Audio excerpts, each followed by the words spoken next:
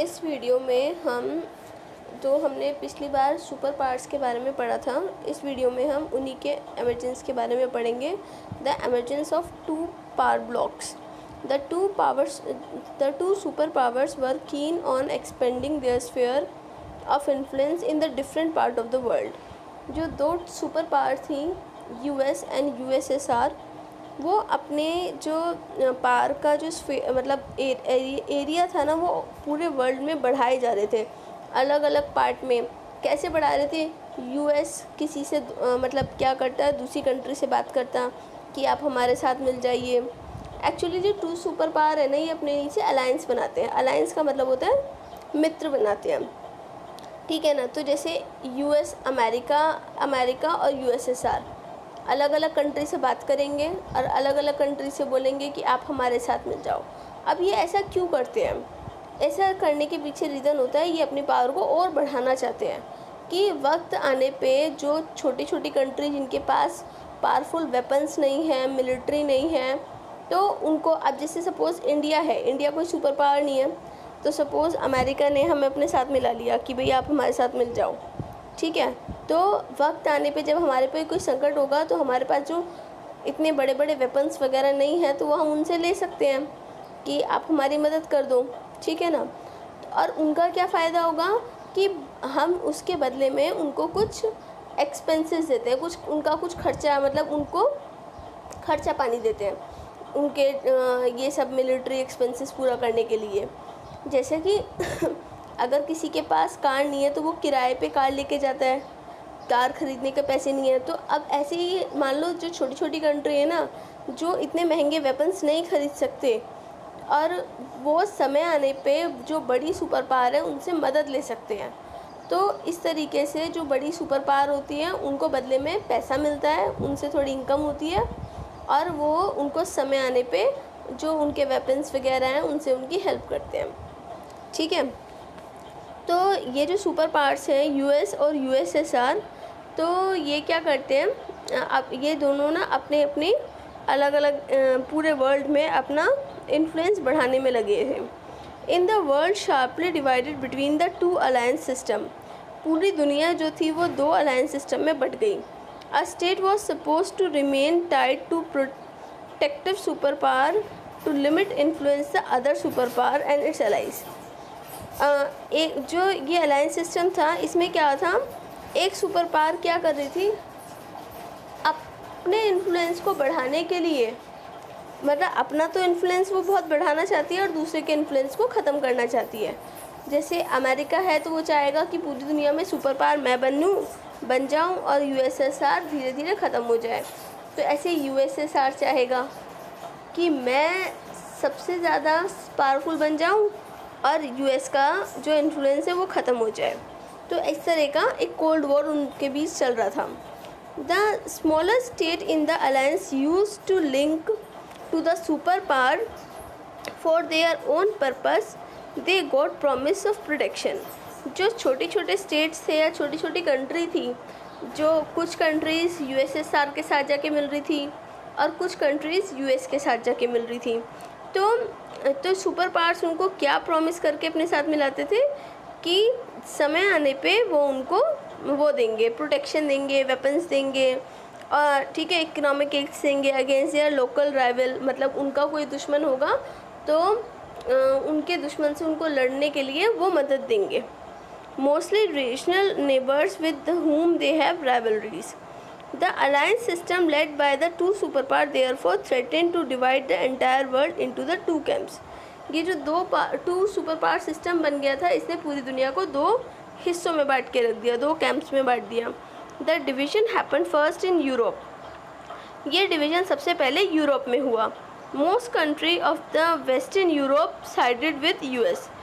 Europe की जो western countries थी वो किसके साथ मिल गई?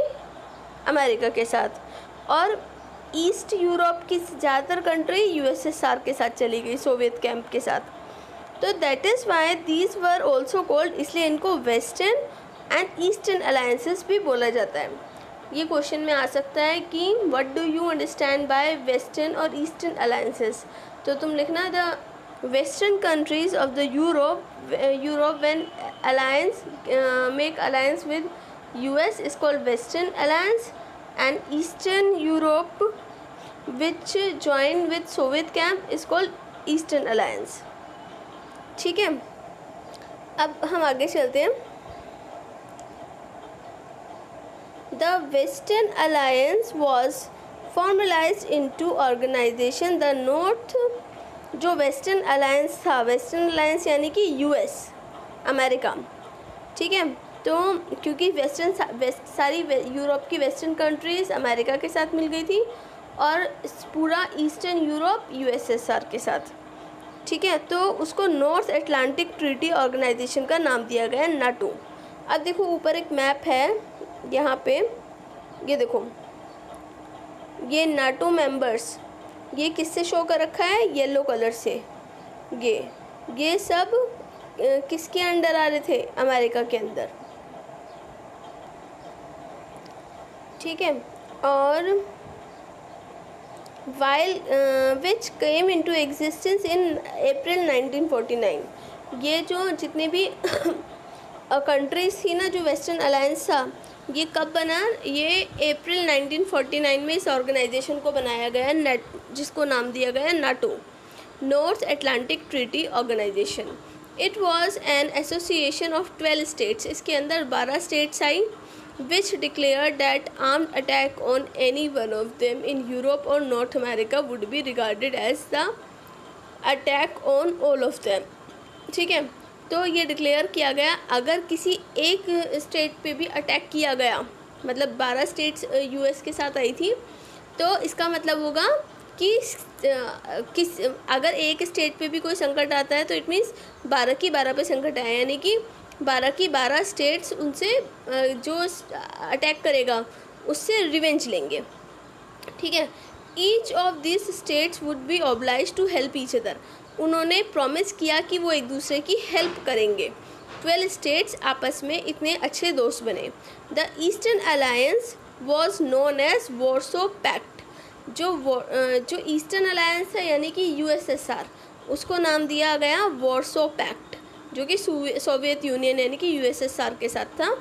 और ये कब बना, 1955 में, ये बाद में बना. ये देखो वॉर्सो पैक्ट, ये है आपको रेड कलर से शो कर रखा है.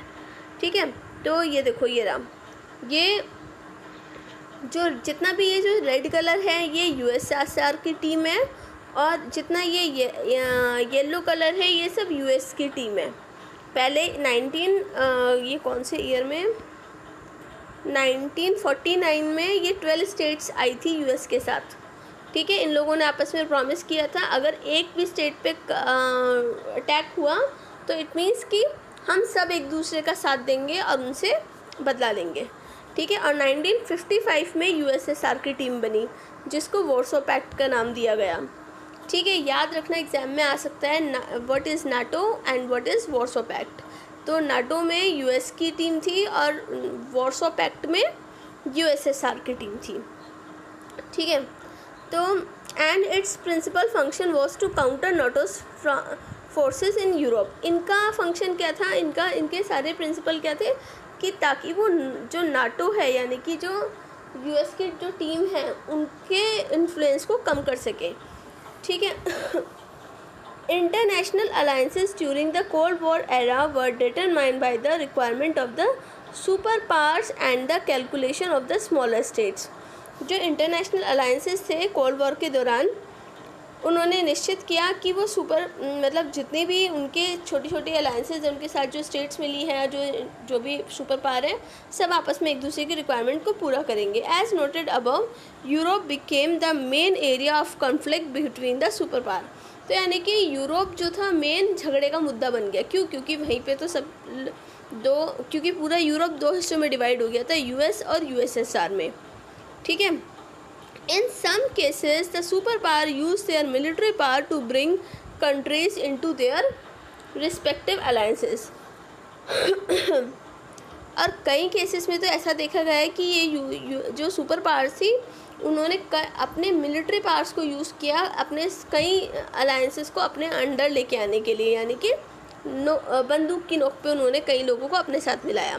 Soviet international intervention in the east Europe provides as example Soviet Union use its influence in eastern Europe backed by the very large presence of armies in the country of the region to ensure that eastern half of Europe remain within its sphere of influence।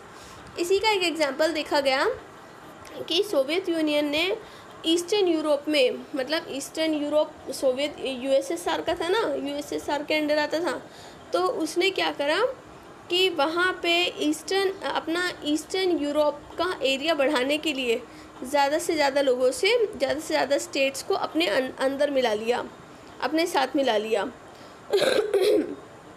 ताकि वो अपने power को बढ़ा सकें। And west Asia eastern half of the Europe with in east and south east Asia and in West Asia, the United States built its an alliance system called the Southeast Asian Treaty Organization। अब बात अभी तक Europe continent तक थी। अब जब Europe में, ऐसा समझो यूरोप में ज़्यादा हिस्सा यूएसएसआर के पास था, ईस्टर्न यूरोप, और वेस्टर्न यूरोप का थोड़ा हिस्सा यूएस के पास था। तो मैंने बताया ना हमारे 7 कॉन्टिनेंट है, तो ये यूरोप में था तब। तो अब यूएस जो अमेरिका था उसने एशिया की तरफ अपना रुख कर लिया। एशिया की कुछ कंट्रीज़ को उसने अपने साथ मिलाया।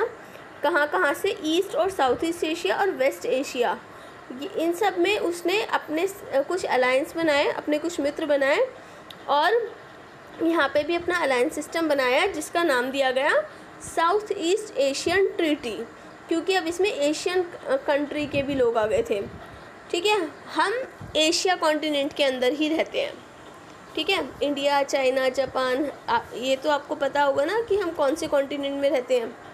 ठीक है, तो the south east Asian treaty organisation, इसका नाम दिया गया SEATO, south east Asian treaty organisation. And the central treaty organisation, ठीक है, इसको ठीक है, अगर मतलब साउथ ईस्ट, जहाँ पे एशिया की साउथ और ईस्टर्न कंट्री थी, उसको south east Asian treaty organisation दिया, और जिसमें सेंट्रल एशिया था तो उसका नाम दिया सेंटो, यानी कि सेंट्रल ट्रीटी ऑर्गेनाइजेशन। ठीक है, the Soviet Union and the communist China responded by having close relation with regional countries such as north Vietnam, north Korea and Iraq. जो सोवियत यूनियन और कम्युनिस्ट चाइना है, यानी कि China, इनके ज़्यादा close relation हो गए। अब जो चाइना है वो एशिया में है, यानी कि चाइना, जापान, इंडिया, हम सब एशियन कंट्री हैं। तो यूएसएसआर ने भी सोचा कि जब जो अमेरिका है वो एशिया कॉन्टिनेंट में अपने रिलेशन बना रहा है, तो मैं क्यों नहीं बनाऊँ। तो यूएसएसआर ने चाइना को चुना, चाइना के साथ क्लोज रिलेशन बनाए। ठीक है, और फिर उसके साथ साथ चाइना के जो क्लोज रिलेशनशिप थे वो किसके साथ थे? Vietnam, north Korea, Iraq. तो उसको इनके साथ भी, यूएसएसआर के इनके साथ भी क्लोज रिलेशनशिप बन हो गए। The cold war threaten to divide the world into 2 alliances. तो इस तरीके से जो कोल्ड वॉर था ये उन यूएस और यूएसएसआर के बीच में बढ़ता जा रहा था। कभी यूएसएसआर को लग रहा था मैं यूरोप में अपना एरिया ज़्यादा बढ़ाऊँ, तो यूएस को लगा मेरा एरिया कम है, तो वो एशिया की तरफ आ गया। जब उसने साउथ ईस्ट एशिया में और सेंट्रल एशिया में अपने रिलेशन बनाए अमेरिका ने, तो यूएसएसआर को लगा मैं भी बनाता हूँ, तो उसने चाइना के साथ रिलेशन बनाया। फिर चाइना के साथ उसके नॉर्थ कोरिया और वियतनाम और इराक के साथ भी रिलेशन बन गए। तो इस तरीके से जो सुपर पावर के बीच में कोल्ड वॉर था ये बढ़ता ही जा रहा था। ठीक है, under this circumstances many of the newly independent country after gaining their independence from the colonial powers such as Britain and France were worried that they would lose their freedom as soon as they gained formal independence. Cracks and splits within the alliances were quick to appear।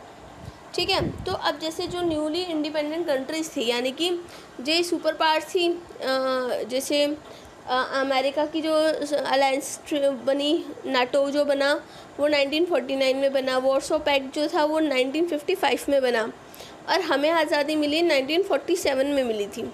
ठीक है ना, तो जो ये बताना चाह रहे हैं कि उस दौरान जो कंट्री इंडिपेंडेंट हुई तो उनको भी ऐसा लग रहा था कि शायद उनकी जो इंडिपेंडेंस है वो कहीं छिन ना जाए, ठीक है, क्योंकि वो तो अभी तो वो ब्रिटेन से फ्रांस से उनको छुट्टी मिली थी कि भाई वो कंट्री उनको छोड़ के गई है। फिर ऊपर से इन सुपर पावर का दबाव बढ़ता जा रहा था कि आप हमारे साथ मिल जाओ, हमारे साथ मिल जाओ, ठीक है।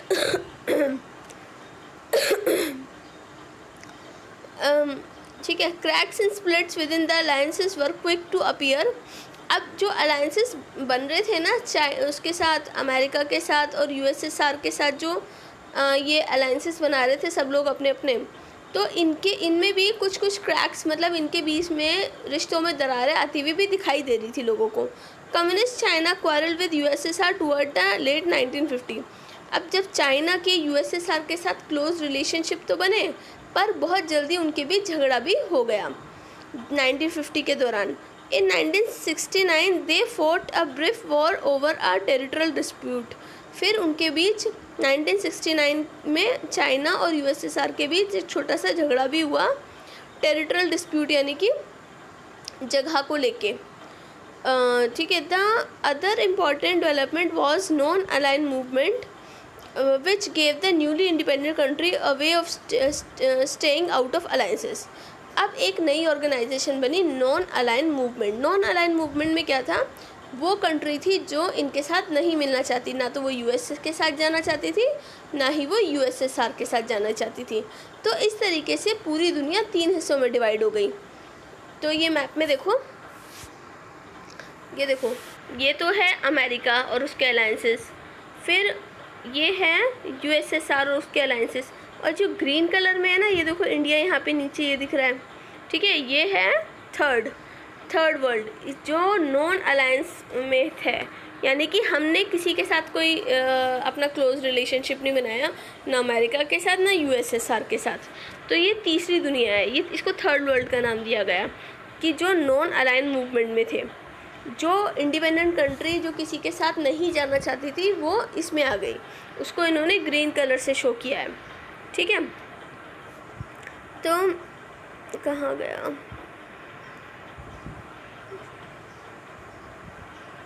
हाँ, which gave the newly independent country way to staying out.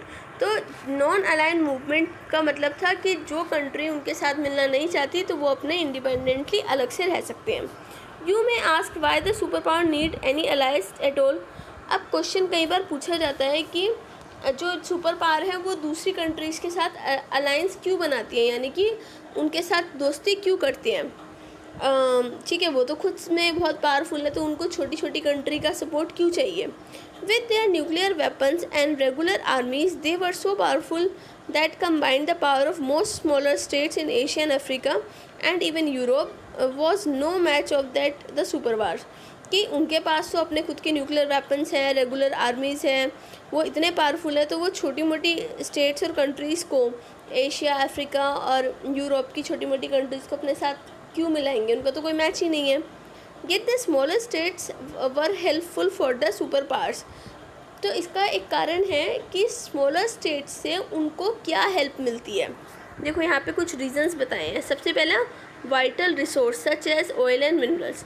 जो छोटे छोटे कंट्री हैं उनके पास जो रिसोर्सेज हैं वो उनको वो लेने में मदद, क्योंकि अब जो वेपन्स वगैरह हैं उनको फ्यूल तो चाहिए ना, जो सुपर पावर्स हैं, तो वो उन कंट्रीज़ के साथ क्या कर लेती हैं, जब उनके साथ अलायंसेस बना लेती है तो उनको इन ये जो रिसोर्सेज हैं उनका फ़ायदा होता है। Territory from where super power could launch their weapons. फिर वो टेरिटरी उनको मिल जाती है, टेरिटरी मतलब जगह। जैसे हमने सबसे पहले पढ़ा था कि जो अमेरिका वो था यूएसएसआर, उन्होंने क्यूबा में अपने वेपन्स लॉन्च किए थे क्योंकि उसके क्यूबा के साथ अच्छे रिलेशनशिप थे। ऐसे ही अब ना उनको अपने वेपन्स लॉन्च करने के लिए कोई जगह भी तो चाहिएगी ना सुपर पावर्स को। अमेरिका वगैरह है, मान लो उनको किसी पर अटैक करना है तो वो जगह उनको चाहिए कि कहाँ वो अपने वेपन्स लॉन्च कर सकें। तो इसलिए वो उन कंट्रीज़ को अपने साथ मिला लेती हैं कि जब उनको कभी अपने वेपन्स को लॉन्च करना होगा तो वो वहाँ पे उन कंट्रीज़ के साथ मिलके कर सकेंगे। Location from where they could spy each other. फिर उनको वो लोकेशन चाहिए होती है जहाँ से वो दूसरी अपनी राइवल कंट्री, अपनी दुश्मन कंट्री पे या जो राइवल सुपर पावर है उस पर नज़र रख सकें। इकोनॉमिक सपोर्ट भी चाहिए होता है। In that many small allies together could help pay for. अब क्या होता है, जैसे अब मान लो अभी हम तो किसी में भी नहीं है ना, तो हम यूएस में हैं ना हम यूएसएसआर में हैं, पर सपोज़ करो कि हम ना यूएस के अलायंस है, यानी कि हम यूएस के साथ मिल गए, तो अब हमारे पास महंगे वेपन्स नहीं है, पर ज़रूरत पड़ने पे हमें क्या होगा, हम कुछ पैसे, अगर सोचो हमें पाकिस्तान पे हमला करना है तो हम क्या करेंगे, अमेरिका हमारा दोस्त तो है ही, तो अमेरिका को कुछ पैसे पे करेंगे कि भाई हम तुम्हारे महंगे वेपन्स चाहिए, और फिर हम उनको महंगे वेपन्स को यूज़ करके पाकिस्तान पर अटैक कर सकते हैं। तो अभी ऐसे ना इस तरीके से उनको थोड़ा खर्चा पानी मिल जाता है सुपर पावर्स को, और जो स्मॉल कंट्रीज़ हैं उनको प्रोटेक्शन मिल जाती है। They were also important for the ideological reasons. The loyalty of allies suggested that the superpowers were winning the war of ideas as well. वो आइडियोलॉजिकल रीज़न की वजह से भी इम्पॉर्टेंट है। जो लॉयल्टी होती है ना एलीज की, तो इससे सुपर पावर्स को वॉर जीतने में मदद मिलती है। यानी कि अब उन्होंने वो जो अब हम ना, जैसे मैं अब तुम क्लास में, भाई एक क्लास में कम से कम 40 बच्चे हैं, ठीक है, तो बच्चे क्या होते हैं, ग्रुप्स में होते हैं, मतलब सब फ्रेंड्स का अपना अपना ग्रुप्स होता है। अगर कभी किसी एक ग्रुप से झगड़ा हो गया तो दूसरे ग्रुप की जितनी भी लड़कियां होंगी वो सब उनको बोल सकती है ना कि भाई तुम हमारे ग्रुप से क्यों लड़ रहे हो। इस तरीके से क्लास में भी तो ऐसे ग्रुपिंग हो जाती है ना, ठीक है। तो अब जो ग्रुप का फ़ायदा क्या होता है, जो ग्रुप में बच्चे होते हैं एक ग्रुप में, तो वो एक दूसरे के प्रति लॉयल होते हैं कि अगर किसी ने हमसे लड़ाई की तो हम सब मिलकर उससे बदला लेंगे। तो एक आइडियोलॉजिकल रीज़न भी होता है कि जो सुपर पावर होती है ना, वो छोटे कंट्रीज़ को अपने दोस्त इसलिए बनाती हैं कि जब कभी उन पे मुसीबत आए, कभी तो सुपर पावर को भी तो अपनी वीकनेस का पता होगा ना, तो वो सब मिलके सामना कर सकें। That liberal democracy and capitalism were better than socialism and communism and vice versa. ठीक है, तो ये मतलब सभी तरीके से आप कैपिटलिज्म ले लो, डेमोक्रेसी ले लो, हर तरीके से उनको मतलब ऐसा लगता है जो सुपर पावर होती है वो छोटी कंट्रीज़ को अपने साथ मिला लेती है। ठीक है, अब एरिना ऑफ कोल्ड वॉर ये मैं नेक्स्ट वीडियो में बताऊंगी। आपको ये वीडियो समझ में आया, कैसा लगा, फीडबैक मुझे दे देना।